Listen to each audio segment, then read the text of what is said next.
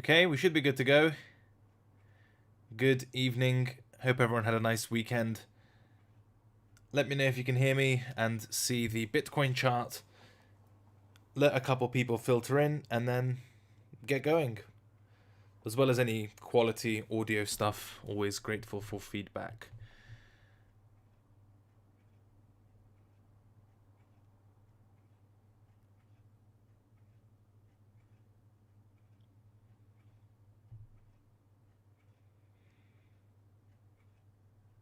Audio okay, nice. Hello Jadesh. You can hear me, fantastic. Intromoto, of course, Ashley. Nice, nice. Long time no see, it was only Friday.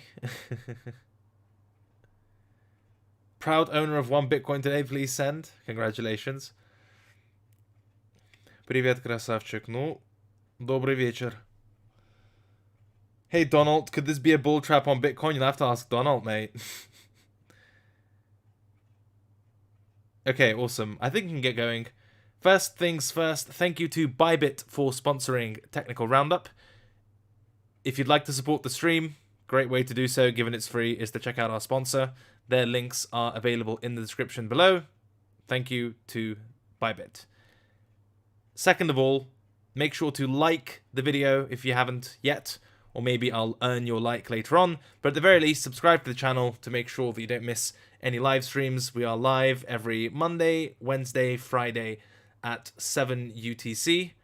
Haven't missed a day yet, so we'd love to have you in as many live sessions as possible. And final thing on the intro side of things, I can see some generous people are hitting the like button. It does help, and a free way to support the stream, so thank you very much. Final note is Technical Roundup, the newsletter, comes out every Tuesday at 8 PM UTC. So if you just want the levels and no fluff and more slower moving and conservative analysis, that's for you. As I said, it's also free, so technicalroundup.com, and it's also in the description. Sign up. It's literally just a PDF with levels, summaries, and analysis. So yeah, that's all I've got for the intro stuff. As you'll recall, we normally do like a news article or something just to discuss at the start of the Monday sessions. I don't have anything like that for this Monday, given the main story is the price movement itself, right? So that should provide plenty of content on its own. Yeah, so let's get into it. Hope everyone's had a good weekend and is excited for the week ahead. Most of our focus will be on the weekly and daily timeframes. So yeah, let's talk about it. So in terms of weekly levels, there's one which is straightforward and that we've had for a while. Where is my light shot? Oh, it sucks. There we are. Anytime now, sweetheart. There we are. Okay. So we had the highest close level basically within this consolidation, right? Not a great one. It's after the all-time high, the first real base before we move down, and that we define that using the highest close, lowest close, which hasn't resisted price much or at all. But those boundaries, I feel, are still reasonably useful. The top boundary, I mean, look, I'm being a bit harsh, right? They're still good levels. Why? Well, the lower boundary is in confluence with the monthly level at 13.8. So that's kind of important as a product of that time frame, as well as this weekly swing here. As for the top side level, you may have been forgiven for not having any faith in it, given we just blasted through like any other week. But you can see the low of the preceding week and the 17% from high to low sell-off we had landed more or less around that structure to a T, which we'll get into shortly in a bit, right? Shortly in a bit. Talk about repeating myself. So these levels are fine, so I'm happy to keep this range. It's kind of done enough for me to perceive it as relevant. The one which I wasn't so sure about, but the evidence for it is like slightly emerging, is this highest close level here at whatever that line, I think that's 19.2 or 19.4 or something, which is the highest weekly close full stop, right, on the Bitcoin chart. Now, the reason I didn't have it previously was pretty simple, actually. I didn't think that there would be much technical resistance so close to all-time high. Like, at that point, and having, you know, lived through stuff like this, like these price actions, these lows, these capitulations, whatever, I just found it hard to concede the point that anyone would be selling their Bitcoin if everyone's pretty much in profit ever, right? So even if you bought the absolute top, when price approaches that type of price, there are very few people who have a decent or reasonable incentive to start selling there. And generally, just from like a technical perspective, forgetting the Bitcoin instrument itself, just purely on technicals, when price gets so close to all-time high, usually the preceding move just has enough force and interest, etc., to break it, and it's just a useful reference point as opposed to people selling the old all-time high. I mean, what's the argument, right? Is it like a high time frame double top sort of thing, like range high to range low, right? It's just nowhere near as compelling. I've added it to my chart for now because it's kind of been a useful reference point both last week and this week. So that's kind of the only high time frame update in terms of the levels. And as we discussed previously, like on this front here, even if a structure doesn't act as fantastic resistance on the way up, like take this for example, you have a level, market's rallying into it, and you think, oh, it should be good resistance, right? And it isn't, the market just trades higher. That's fine. It could still end up being a useful reference point in the future, should you get either rounded retest or a short-term pullback. And there's no better example of that than the highest close level from the weekly here, right? We had literally the same discussion that just because it got flipped on as resistance doesn't mean it won't be useful as support, and that's more or less where the low or last week's pullback came in, right? So that's just a useful point. That is to say, if we do get our all-time high break, although I find it slightly less plausible, we could have a similar type of quick retest scenario at some stage, similar to how we had at 17.8. So yeah, on the high time frame picture, those are kind of the three areas which are reasonably important to me on the weekly time frame. And just going off weekly closes, it's kind of indecisive at best, like, again, using the candle closes. Why? Well, because we had a week, this one here, which essentially tested both sides of the range, right? The pullback hit the level below it, so reached support, and the high of the week came in at resistance, with the close happening in the middle of the range. That's not decisive, at least on a weekly closing basis. And where we are right now is at the same kind of level of resistance. Again, I've got my reservations, but for the sake of argument, at weekly resistance. And for now, we've poked above previous week's high and have pulled back slightly. Okay, so that's kind of the weekly time frame. A weekly close, indecisive at best, and I think the clearer reads will come from the daily time frame. But as ever, it's just useful to have these areas, at least for me, delineated. I know where the space is, I know where the high time frame structure is, so I don't get trapped in any kind of bubbles or vacuums in the middle, right? Let me see if I missed anything in chat so far. Hello, man. What do you think will happen after Bitcoin reaches 20k? Do you think it'll have a massive pullback or a massive liquidation session? I don't know, is the answer. I imagine, I mean, it depends how we get there and what happens before that, but I don't imagine any kind of pullback in the short term. We'll probably, in my view, what's likely, and again, this is just me shooting the shit because there's no edge or anything actionable here. I'd expect, or I'd find reasonable, to get some sort of overextension through all-time high once we break it by a non-trivial margin, and then get some sort of consolidation, crazy volatility, but one which doesn't necessarily land at high time frame structure. Paprika says, don't you think it's way too high, way too fast? I don't know what that means, right? There's this thing in markets, and people usually don't have an objective criterion for it, especially something as volatile as Bitcoin, where it's like, oh, do you think it's overextended? Can we sustain this? Too much too quickly, it's left a gap, it's done this, that, etc. I mean, you could comfortably make those arguments, right? Like on this weekly here, or on this weekly here, or on this weekly here. And like, at what point do you concede that, you know, these concepts may not be entirely useful? As far as too quick or kind of velocity, overextension, and so on and so forth, especially if the context of the overextension is having broken like an amazing, pretty much macro level of resistance. So for example, if you have good reasons to believe you've got high time frame resistance here, and then the market just starts completely flying into it, if you come to me here and say, hey, isn't this going up a bit too quickly? It's worth being careful here. And I might agree, based on the fact that we're at high time frame structure and God knows what happened before that. But the context is different, right? The so-called unsustainable rally, speed, overextension, whatever you want to call it, etc., is following contextually a break of an amazing, really important kind of historical high time frame level. So context, I think, really matters. A lot of the time when you just, again, this isn't against you by any means, but whenever you see that kind of language thrown around, like too much, too quickly, too fast, overextended, overbought, oversold, it needs to pull back, it needs to punish this, needs to punish that, 99% of the time it's just bullshit.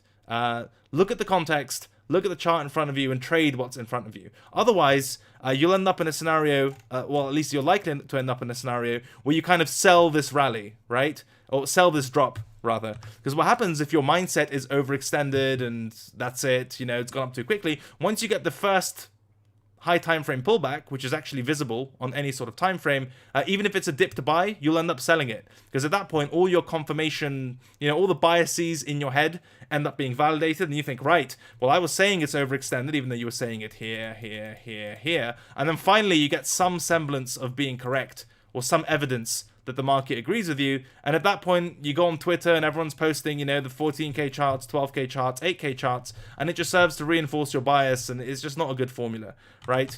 I just don't try to be terribly clever with these things, with regard to it's too much, too quickly, too fast, has to do this, has to do that. It never has to do shit, is the answer. But if you're going to make that type of analysis with regard to it's overextended or any of that type of language, I would suggest that context is important, right? If it's flying into high time frame resistance, like a key level very much in a vertical fashion, yes, that's one set of circumstances where looking for a pullback may be reasonable. But if you get that sort of reaction from market having broken high time frame resistance, I think that's a different ball game entirely. I don't know if you agree, but that's like my personal view on matters. So we said the focus would be on the weekly, on the daily.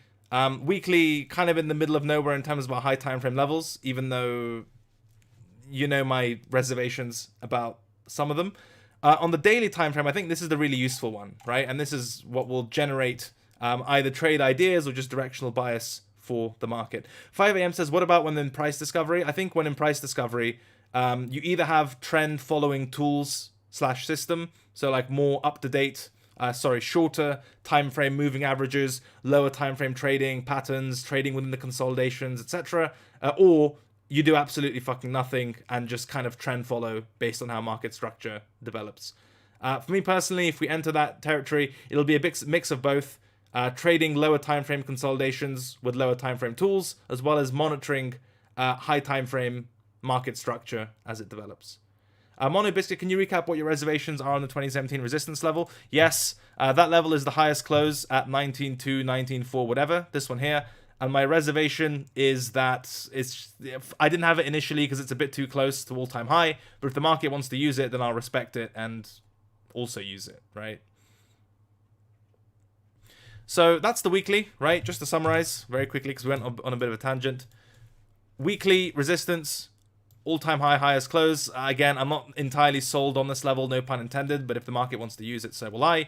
The pullback, top of the range level, highest close at 17, wherever that lands. And then the monthly 14k level, which is also at the bottom of the weekly range here. As for the weekly analysis, at resistance for our purposes and closed kind of in the middle of nowhere. Okay? Just looking at this in the weekly time frame, is it reasonable to expect kind of an A to B type of move? Not yet, right? At least not yet, and that's when the daily time frame comes in. Something really kind of clear or definite needs to happen for me to presume that we're going to get a pullback basically from range high to range low. What is that thing? Well, let's look on the daily time frame, right? And this is where daily market structure it has been very useful and will hopefully be useful in the future. Very quickly before we get into that, I talked about the weekly level, highest close here, and it looks like that's where the low came in. I really wanted it to, but it technically missed, at least on the chart that we're using for the stream, and on derivatives platforms, etc. It just didn't trigger any type of trade for me, not with this type of price action. I didn't have a limit order entry lined up there anyway. So my basic idea was that on this weekly candle, the pullback candle, what we did was we spiked previous week's high right there, and my idea was to get involved or fish for longs, as we discussed on Casual Friday, below previous week's low. So kind of this is the weekly candle, spike above the high, and I was looking to be a buyer below previous week's low, which landed at around 15.8, and you can see the weekly level also lands at around 16.1, 16.2. So I was looking for something like this. I think this is the most rudimentary form I can do it.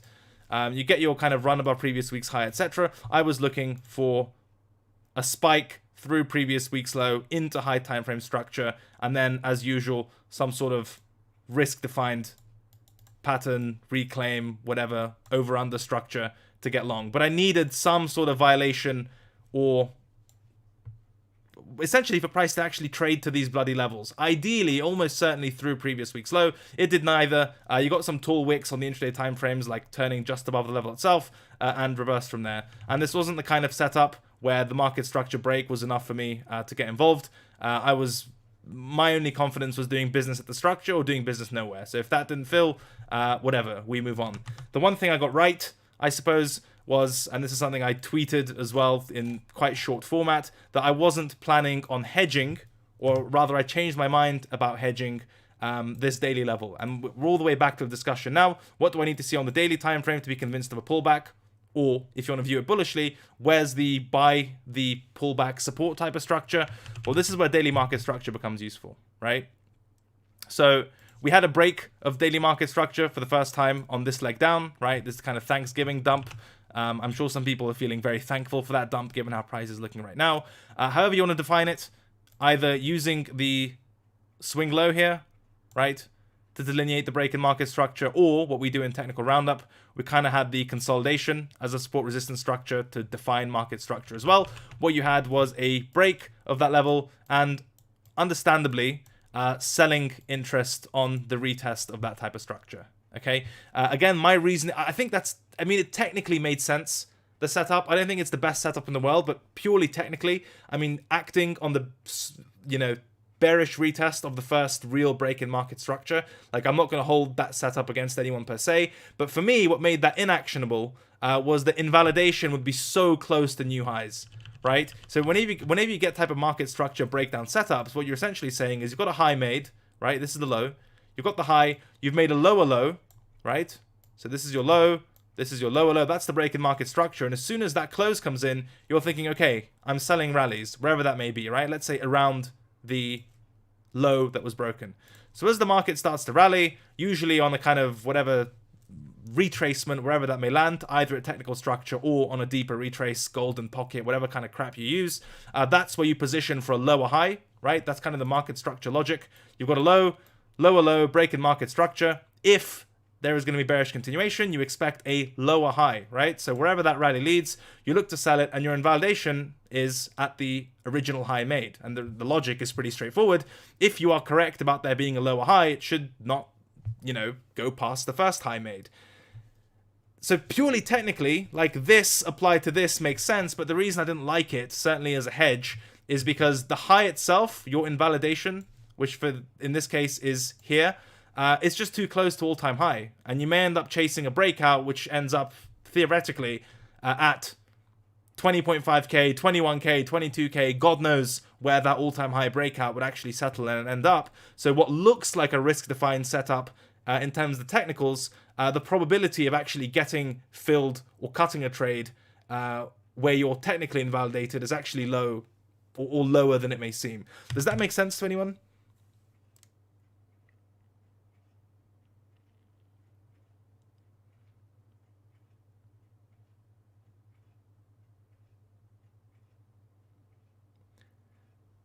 Okay, I'm glad that makes sense. And I think it's important to look at that context. Like, if I'm invalidated, where am I invalidated? And does it make sense to be invalidated there? And for me, it just kind of didn't at that point.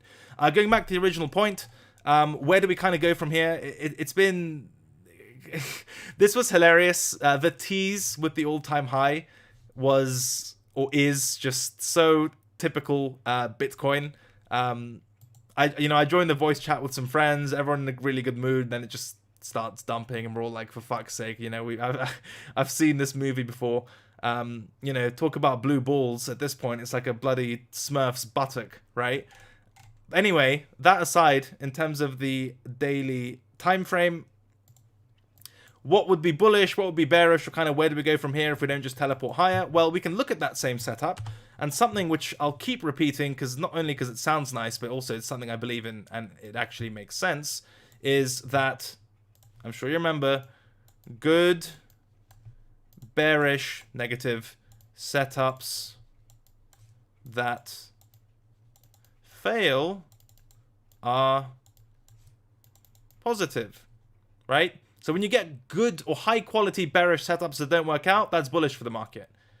And when you get high quality bullish setups which fail to play out, that's bearish for the market. So for me, this kind of market structure, bearing retest structure we discussed, is an example of a good, or at least a reasonable, bearish setup. Again, why? Yes, uptrend, macro trend, etc., etc., but it's really the first actionable it's the first time that something's, for me at least, that something's actionably bearish on the daily time frame. When this happened, I was like, okay, market structure held, market structure held, market structure held. It like held all the way back, you know, going back to the dinosaurs, for fuck's sake. And then this is when it actually broke. So I'm like, okay, I get it. Like, I'm not going to hedge because too close to all-time high, but I get it. Now that it looks like it's going to fail, and again, that's contingent on a daily close above that structure, I'm assuming, and again, yeah, it's a bit pokey above, you know, oh, is this an SFP, etc. I don't think it really matters. I think context is a bit more important here. If we get a daily close kind of above the boundary that we've delineated, I will see that as a bearish setup likely failing. Could it still be that this is just like the final hurrah, this is the SFP, and then it goes and fucking dies from there? I mean, maybe. I just don't think, I have to think probabilistically, and I'd rather interpret a daily close above this type of structure as a failed bearish setup rather than like an extended bearish setup, right? So what does that mean? Good bearish setups that fail are typically bullish. This block area, point of market structure, pivot, whatever you want to call it, was supposed to be good resistance. It looks like it's failed. So on a pullback into it, I'm going to look for support and look for some sort of continuation north. Okay, is that guaranteed? Does it have to pull back, etc., etc.? No, but I think if we're talking daily structures and having something on our charts apart from those weekly levels, which may not be amazing for reasons discussed, I'm quite comfortable with this area. The lowest close here for me is probably going to be it, right? And you could also add this if you're really keen and want to, you know, if that's your cup of tea. But I think the lower boundary obviously is more important. So what does that mean? If this is an example, if I'm correct to some extent, and this is a bearish market structure failure, just making shit up at this point, but if bears are eating shit, this, which should have acted as resistance, should act as support, and move higher from there, okay? If that fails and we get another lower low close and this just turns into kind of an ugly structure, I'm not entirely comfortable flipping at that point, saying, okay, bears were trapped, okay, now bulls are trapped. At that point, I'll probably say, fuck it, it's just chopping so close to all-time high, I want nothing to do with it. But in the short term, I think bears had a really good chance to get on board this bearish retest here. The market didn't want it. You know, spiked the highs and didn't break out, that's fine, but I think there's good evidence, or at least for me, that I can expect some sort of support or fish for this to act as support on this type of move. Okay, and the objective for that would be, I mean, some sort of all-time high overextension. And if it fails, then I think you can make reasonable bearish arguments. But again, just imagine what that would look like, right? You've got a key area of market structure, breaks above it, bearish setup, bearish retest fails, okay, pulls back, it should be support, fails. I mean, the chart would look like a piece of shit at that point. So it either acts as support, or I just want nothing to do with this range as a whole. Does that make sense to anyone at all? Was that sort of understandable logic and stuff? I don't know. I just do my best.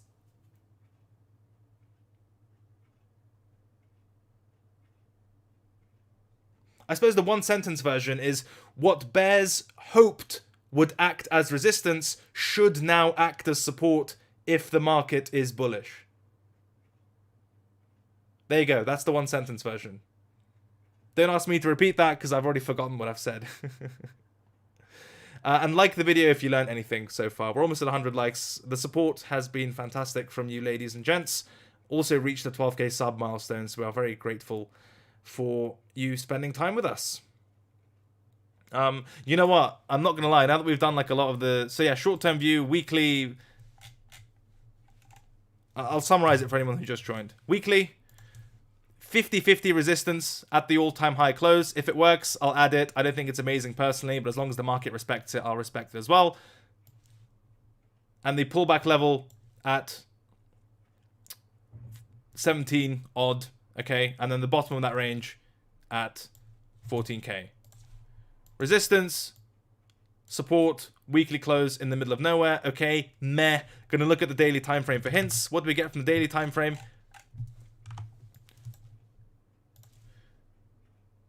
Swing low, break in market structure. If this were bearish, should have made a lower high. Didn't, so it looks like the bearish setup at the moment has failed. Bearish setups failing is typically a sign of bullish continuation. Where would a pullback, where would it make sense for the market to pull back, or where is support if we get some sort of red candle action in those circumstances? For me, it's this lowest close at around 18.3. Bears wanted it to act as resistance. If they're wrong, it should act as support, and that's the continuation setup from A to some sort of all-time high overextension. If that fails again, then it's probably just chop, and we're going to suffer here for a while, if not drift lower. But at that point, it'll be too ugly for me to give a shit. There we go. That's the summary version of that. Any questions so far? And also, if you posted them, please repeat them, because I'm just going to start reading chat from the bottom. Sorry about that. If we break out and pass a retest of all-time high, do we just hold on for dear life to 100k? I don't know about 100k. But yeah, I think an all-time high break, which doesn't end up being stuffy or faded or whatever, it'll just have to be a case of using other tools and lower timeframes, as well as just watching how daily market structure develops. It'll have to be less kind of referential, looking at price relative to historical levels, and rather kind of more dynamic and, you know, watching how price is now, how it's currently developing versus how it's developing in context or relative to previous levels. When you don't have previous levels, all you have is price. So lower time frame price action, some lower time frame moving averages, market structure, so on, so forth.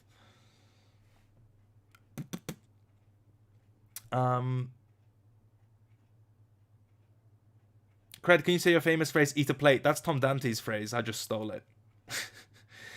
How long do you think this bull market will last? I don't know. I'm really terrible at these predictions, right? I mean, I don't know what's going to happen between one level and the next, for God's sake. I can't do time-based stuff. Where would you put a stop if 18.3 fails? I don't know. It would depend on what price looks like then and there. I'd probably take a wide daily time frame based hard stop and then watch it on lower time frames, which is typically how it works for the first test of levels. Consolidation is good, right? Yeah, typically consolidation is a precursor to continuation in trending circumstances. So yeah, potentially. Also, I just really want to check out what this daily level. So this is what I've got, right? Daily, and you can see on the intraday time frame, it lands at a decent spot here at around 18.3. We could even extrapolate slightly and just do something like that. This should be, if the idea of the bearish retest failing is correct, right? This was the bearish retest, fails. This expected to act as support generally, although wicks lower might be reasonable, but this area on a daily basis is expected to act as support, and then that will be the kind of A to B trade. And if it doesn't work and this fails, whatever, then we're in hell and we're just going to range at 19k like an endless torture exercise. But that'll probably kind of drift lower, I imagine. Just to be clear, I think the straightforward path to continuation is bounce off the daily level. Like, if not just moon up, that's the most obvious path higher, right? Like, how can this go higher? Well, if it just goes higher, that's that. But if we're talking pullbacks, 18.3 needs to hold on a daily time frame. If it doesn't, I'm just going to say I don't have a bloody clue. Yeah, I think I've said that enough times. But hey, Cred, how do you trade price discovery? I think I just answered that question. Maybe it's while you were typing. Do you place any value on hourly charts or even... yeah, of course. I look at low time frame price action all the time. Certainly the hourly time frame is important for me. When long educational video on market structure on the other channel cred? This week, hopefully. Consolidation is good at support though, right? At resistance, it turned into distribution. Not necessarily. Not necessarily, right? For example, like consolidation isn't necessarily only good at support. For example, let's say you've got a big level of resistance here. Market can, you know, whatever, your usual resistance, and the market just completely smashes it and enters consolidation, right? Are you going to tell me that's bearish? Probably not, right? I usually see this as bullish. Everyone just, well, there's a common tendency to look for a retest entry at the level, but more often than not, especially in trend-forming parts of a cycle or just in strongly trending markets, the consolidation itself will lead to continuation, and none of these bids get filled until much later, right? So, I'm not really a fan of consolidation as bullish when X, bearish when Y. Consolidation at resistance means X, consolidation at support means Y. It's just not... I just haven't found that it lends itself well to that type of pigeonholing, right? So I think context, again, over everything, and this is a prime example of that. Hi, George. How are you doing?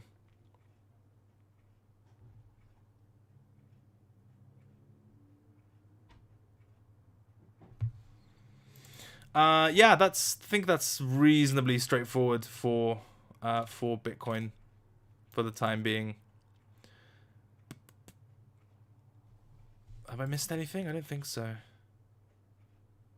Yeah, that's it. ETH.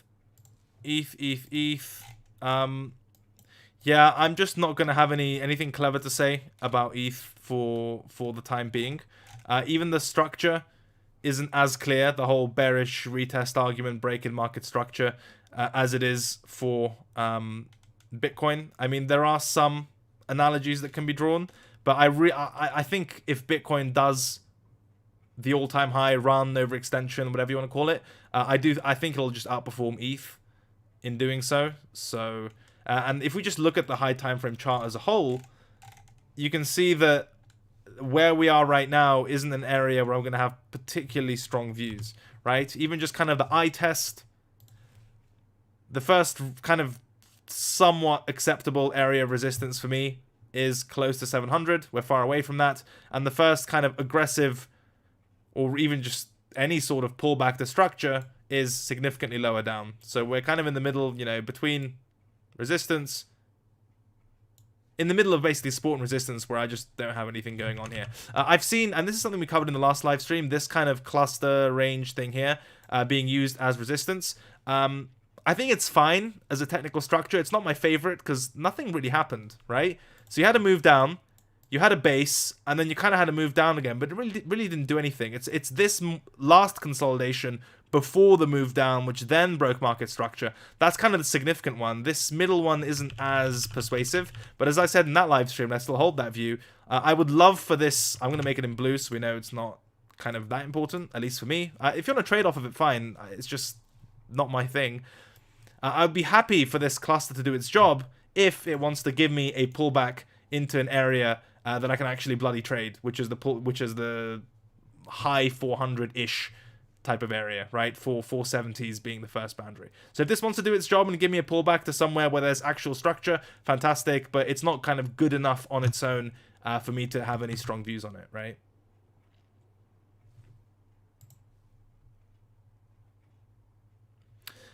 Kind of gun to my head scenario, can we create or find an analog in the same structure where a bearish break in market structure retest failed? I suppose it would be this small daily consolidation here. So Bitcoin, that kind of first pullback support is 18.3. I think for ETH, it's this daily candle, which is what, 550, 560-ish. That's a similar technical structure. So that would look, if the market's bullish, something like this. I think it's close enough in terms of technicals, but not as straightforward or as good looking as the Bitcoin one. Okay. You don't need to spam me. Trust me, my reading speed is decent enough. We'll look at XRP. It's all right. Yeah.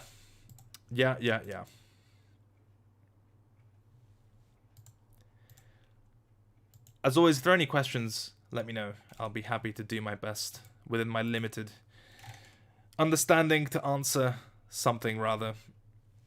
Oh, I don't know. Why is my ETH... Oh, this is the newsletter feed. That makes sense. Here we are. Yeah, ETH BTC. We added this level, I think, in the last live stream, which was the lowest close at 33s. And the ETH BTC chart kind of reflects what we discussed with regard to ETH struggling if Bitcoin really starts to push higher, right? Certainly through all-time highs, because I assume some sort of altcoin exodus and just general get into Bitcoin and see what the hell it does in price discovery. And then if it slows down, pulls back, starts to range, we can see some risk spread to altcoins. So I really think a Bitcoin all-time high breakout event won't be positive for, almost certainly not positive for altcoins, likely not positive for ETH. Even forgetting those ideas, technicals for ETH BTC, we had a retest of resistance at 3340s, and this weekly close is actually kind of rough, because not only did it close below the level itself having tested it, but it also closed below an earlier or nearer level of resistance at 32s. So for now, whichever level you want to pick, this does look like a bearish retest in ETH BTC, and we might just kind of be stuck range bound between confluence of resistance at A and this big level of market structure at B. So for that reason, like Bitcoin's important, all eyes are on Bitcoin, right? That's where the headlines are at, all-time high, institutional allocation, whatever you want to call it. That's important. Point 2, technical structure for me is clearer on Bitcoin than ETH. And 3, ETH BTC doesn't look great with how it looks at the time of recording, whatever. So for those 3 reasons, focus will probably be on Bitcoin. And if that kind of pullback that we discussed materializes, I'd expect Bitcoin to outperform. So that's the pair I'll be looking to punt if the opportunity presents itself. Good night, Luke. Listen to your father. I'm sure he's a great man, deserving of your respect and undivided attention. There you go. There's a bedtime message. Apologies for the swear words. Don't repeat them.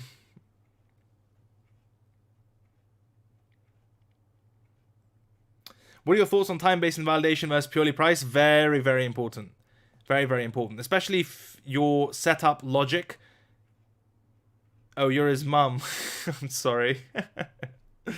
Yes, my bad. My bad. I'm sure you'll forgive me for assuming that males primarily watch my channel. But yes, same applies. Same parental authority.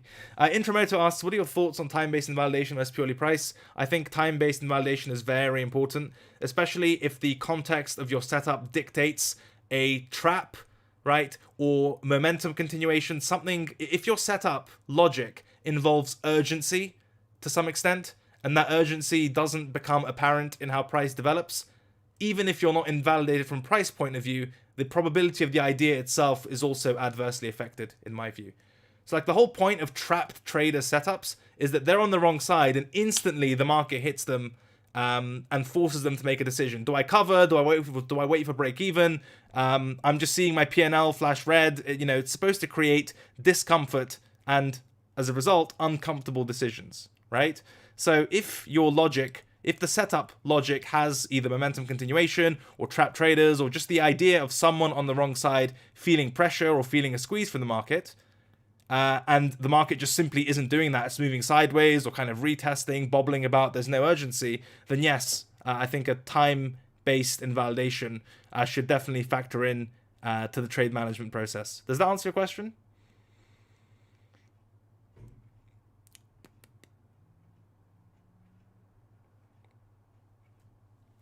Awesome.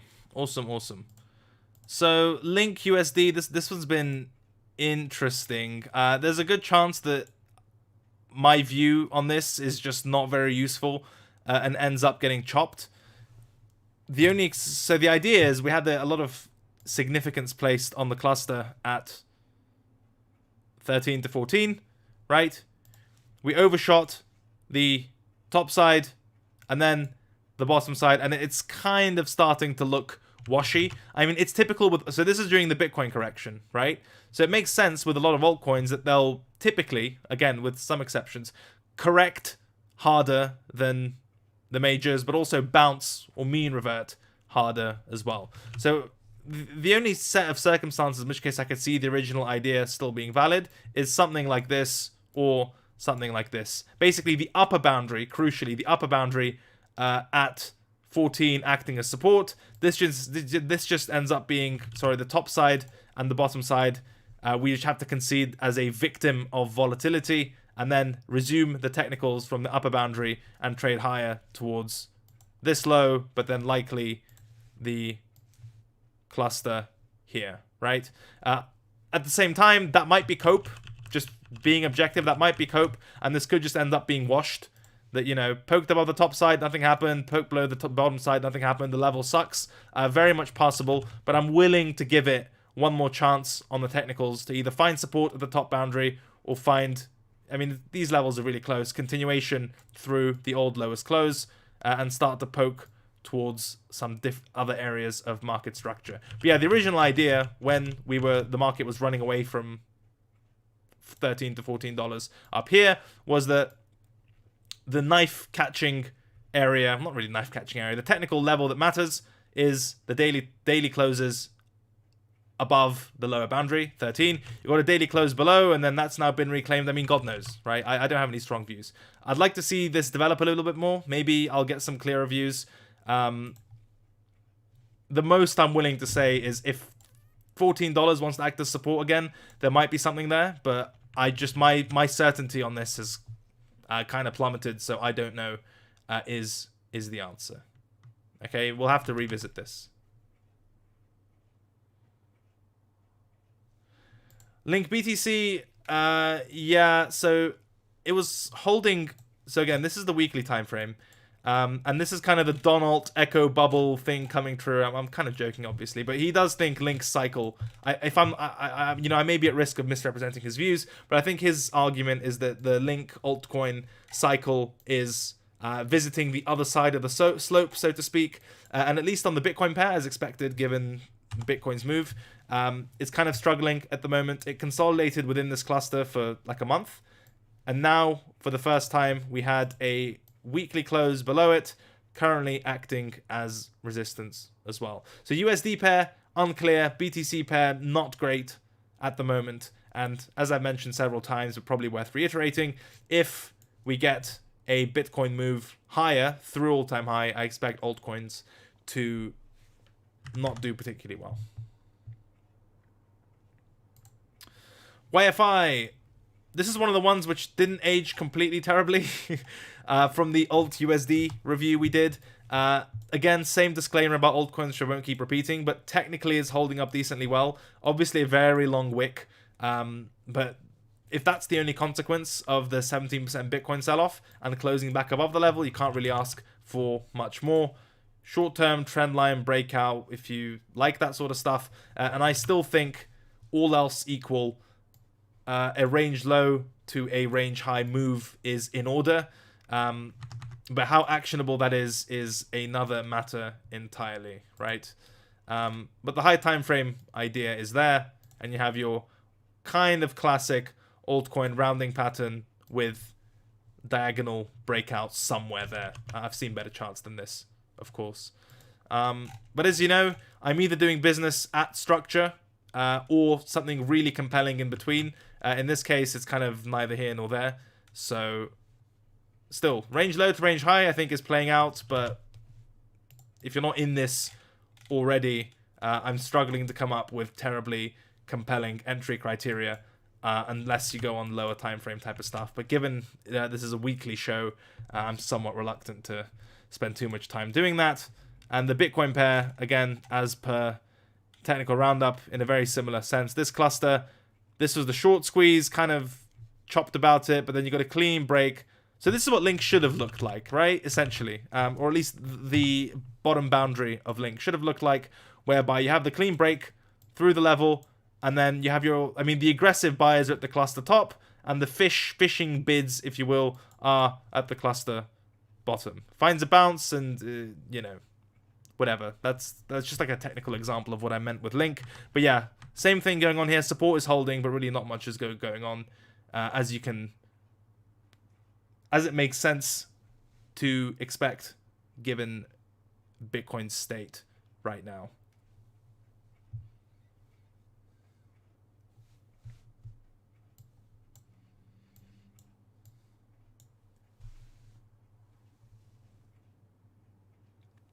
Yeah, I don't think there's a whole lot else on the DeFi blue chips to revisit that we talked about. A lot of them just took a shit along with Bitcoin. Is just part of the risk that comes with these things, right? Bounce, dump harder, bounce harder.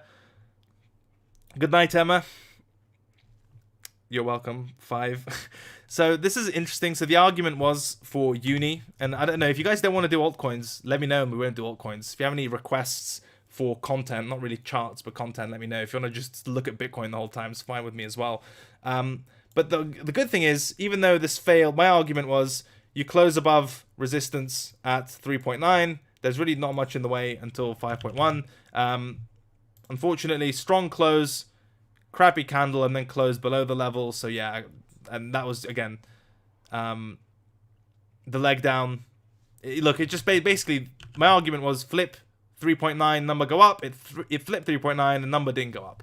Tough tits, but there is some good news amongst all this, is that we have that same market structure set up. We have a low, a high, right? A lower low, right? Low, lower low.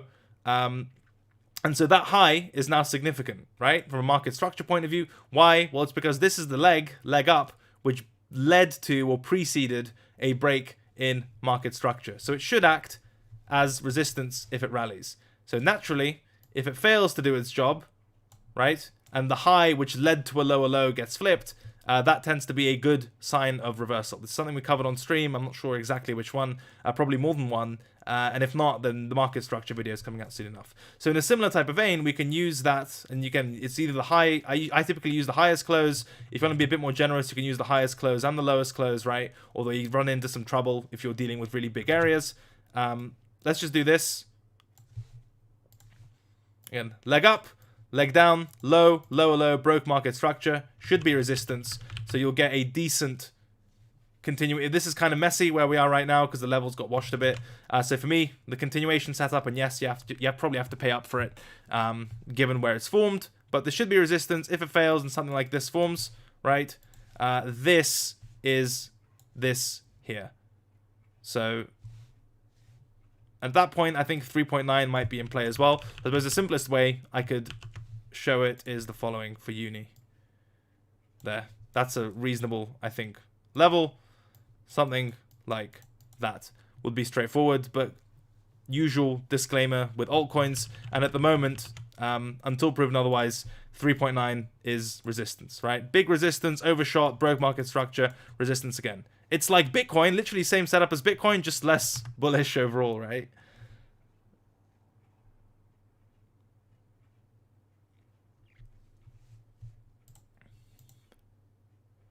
This one was particularly brutal. Wicked below this swing low. Looked like a bearish retest at 64, 67. It's just been mooning since then. That's rough. I don't have anything to say about that. I still think the level is decently reliable if a pullback occurs into it, but the way some of these bounced after Bitcoin's nuke. Okay, mate, you're starting to fuck me off. Bloody XRP chart. Jog on, mate. Yeah, others not too great. Sushi held up decently well in terms of structure. Still think overall A to B may be in play on this type of bounce. And the upper boundary has been doing its job reasonably well. Curve, yeah, again, some of these just aren't that great following the dump. So, but again, key point in market structure. Dumps off with Bitcoin. Looks like the daily close might reclaim it. So this reversal pattern we talked about, you know, downtrend, etc. You get your break in market structure, first retest, and then like the other side of it. This is like a very aggressive version. Usually you get a higher low somewhere closer to the original low made.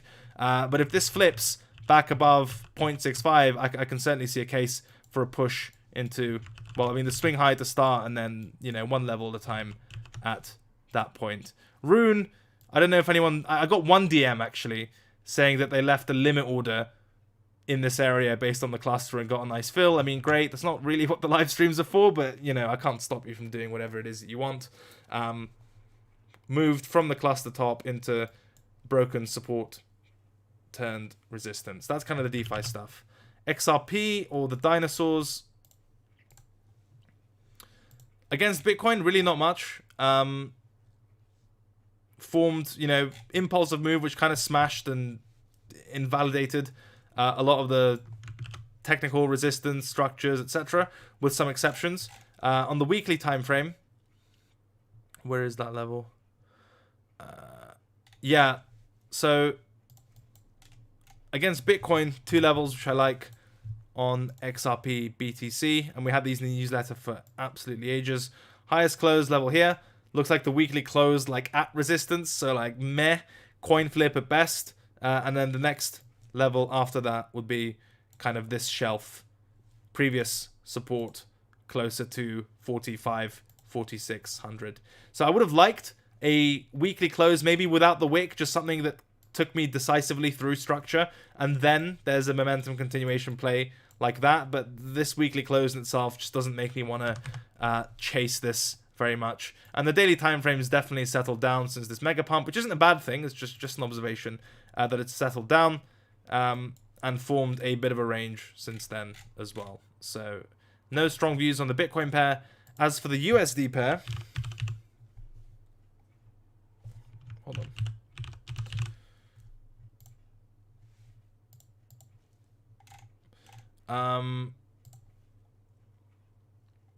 I mean, it's strong, right? Not really much has changed. There isn't a lot of technical structure to go off.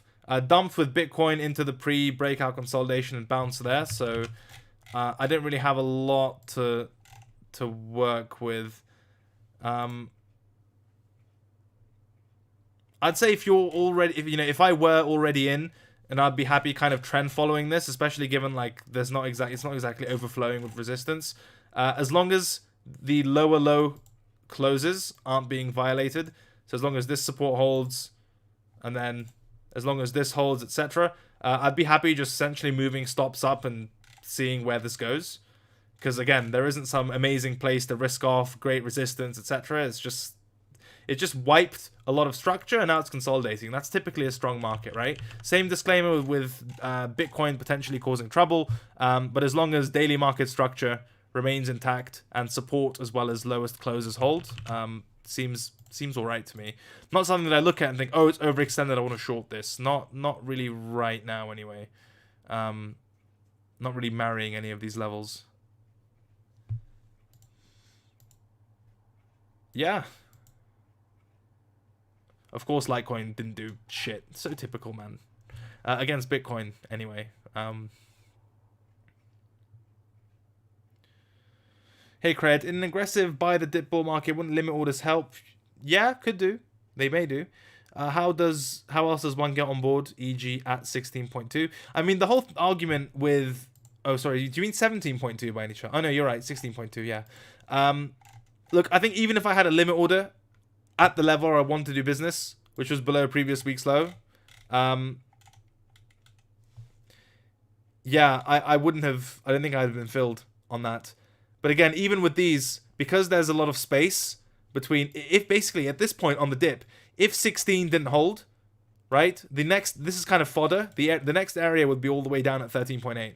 So, and kind of risk definition when you're dealing with prices like that and not a lot of technical structure, it's always tricky, right? So I would prefer to get an actual kind of manual entry at the level and then define risk with structure as it develops, or like a break in market structure, whatever.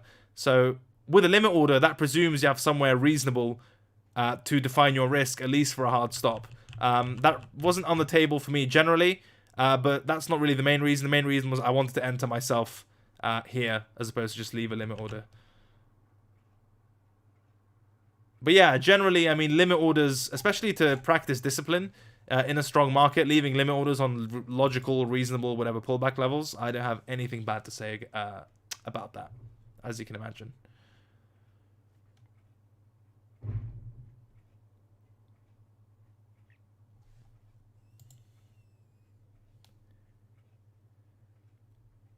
yeah, that's most of it.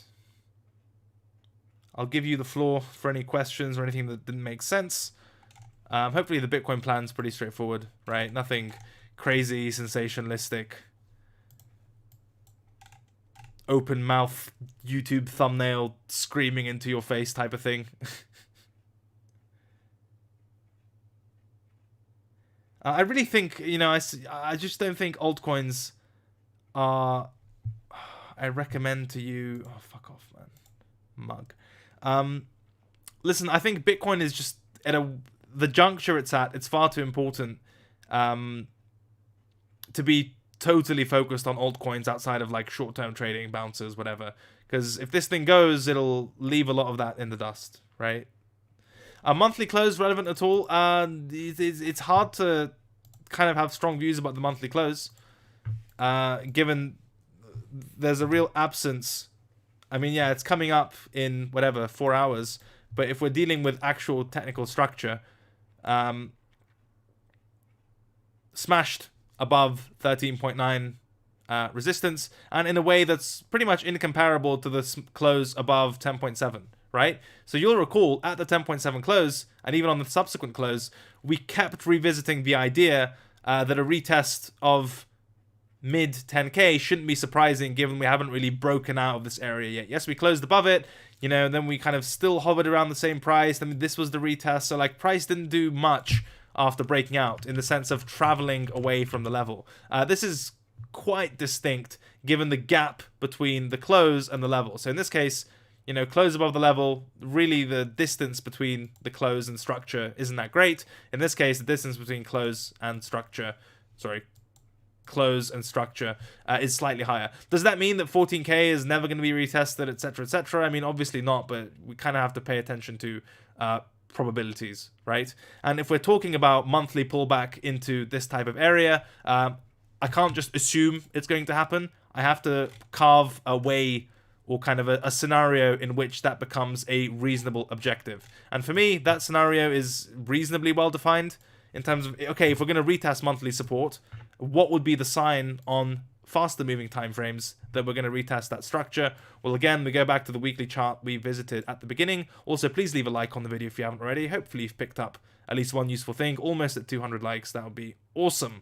On that note, again, we close. So this is that monthly level, right? Just viewed on the weekly time frame.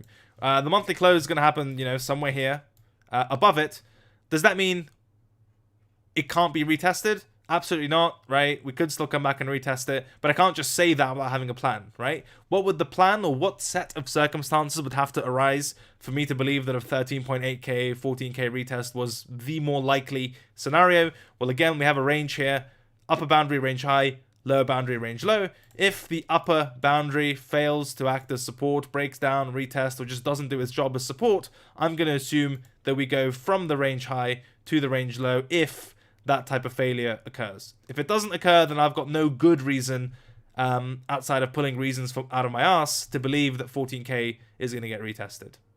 Or another way of looking at it, so if this is your target, for whatever reason, monthly retest at 14k, okay, well, what's in the way in terms of high time frame structures that are actual obstacles? Well, you have high time frame structure at 17. If that breaks, then this becomes likely. If it doesn't break, then it's that much less likely. Does that make sense about the monthly close? Like, yes, it does give some information, but you still need to, you need to see more evidence for pullbacks of that size, especially when there's unbroken support or support that's still intact below us. I don't really pay attention to weekly RSI, all that type of stuff. RSI can stay at the extremes or below the extremes, above the extremes for a very long time. And it won't mean... I mean, there were several big, prominent divergences across different momentum oscillators on the way up. And their predictive power, understandably, wasn't terribly compelling. So, yeah. I wouldn't just use a momentum oscillator. There needs to be kind of more context, levels, market structure, something to build a case, For me, at least. For me. So if anyone's targeting, again, the monthly retest of 14k for whatever reason, I think that only becomes likely if we fall back within the range, right? Because again, all this is a range. Lowest close, bottom range, highest close, top range. So if, for some reason, we fall back within the lower boundary, this price action that we have now will be classed as a failed breakout, deviation, overextension, whatever. Then we're back within the range boundaries, and as per range boundary rules, falling back within the top, you get the bottom, and as always, reclaiming the bottom, you get the top, right? So only in this case would I be happy to entertain 13.8, but until that happens, I just don't have a good evidence-based case for such a meaningful pullback, right?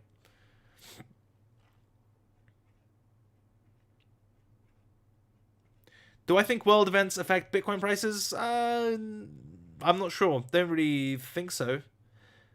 I think sometimes Bitcoin becomes strongly correlated with one instrument or the other. It's not entirely clear whether those correlations are spurious, long-lasting. I mean, the market bottomed when we broke our tick-for-tick S&P correlation. So it's a tough question to answer. It depends on your time horizon as well. I think as we mature as a financial asset, those kinds of things will matter more. You know, what's the dollar doing? The dollar, you know what I mean? Dollar index or the dollar, US dollar currency against a basket of foreign currencies. And what are equities doing? What's gold doing? I think at one point or at some point, if not already, Bitcoin enters into that conversation. So do I think world events affect it? Kind of as a proxy, if it makes its way into that big boys club. They certainly didn't much. Yeah, I mean, that's just markets overall. Everything looks like this. Just some things have recovered and others haven't.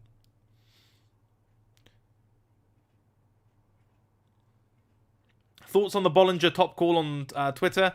Look, if I don't share a framework with another analyst, I'm not going to have strong views as to whether they're right, wrong, etc. Trading isn't really a team sport. The best we can do is for ourselves, and even with me and these videos and the live streams and the content and the educational videos, I'm not trying to teach anyone the way of doing things, my way or the highway, whatever. The way to think about, if you'd be so kind, my content and all this type of stuff is more of a kind of signpost. You know, you're driving along the road, it's your journey, your vehicle, and you see signposts, and they may be helpful, they may be relevant, maybe they're not relevant at all, but if it helps you even a little bit, that's kind of the most I can hope to do and expect. Or alternatively, if you play kind of, I guess, MMOs, and you have like random dudes on the minimap telling you there's a quest or directing you where to go, that's not the point of the game, but if it helps, then hard to complain, right? That's kind of how I view this content and my YouTube channel, etc., etc. Not trying to build a cult here. And as we discussed on Casual Friday, be wary of people trying to build cults. We're all in this together, let's go, kind of, yeah, there's not always.